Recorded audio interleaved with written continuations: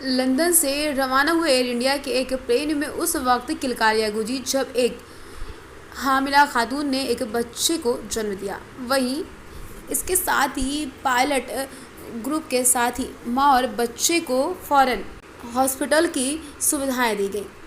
Frankfurt کی اور موڑنے کا فیصلہ لیا گیا۔ ایئر انڈیا کے ایک افسر نے نام ظاہر نہ کرتے ہوئے شرط پر بتایا کہ بچہ 5 اکتوبر کو ہوا۔ انہوں نے بتایا کہ ایئر انڈیا کی پالیسی کے مطابق 32 ہفتے کی حاملت تک کے مسافر بنا ڈاکٹر کے فٹ ٹو فلائی سرٹیفکیٹ کے سفر کر سکتے ہیں، جبکہ 32 اور 35 ہفتے کے بیچ حاملہ مسافرین کے لیے اڑان بھرنے کے لیے ڈاکٹر کی منظوری ضروری ہے۔ اس معاملے میں لگ بھگ 29 ہفتے کی پریگننٹ خاتون نے چیک ان کاؤنٹر پر اپنے ڈاکٹر کے ذریعے ایک سرٹیفکیٹ دکھایا تھا۔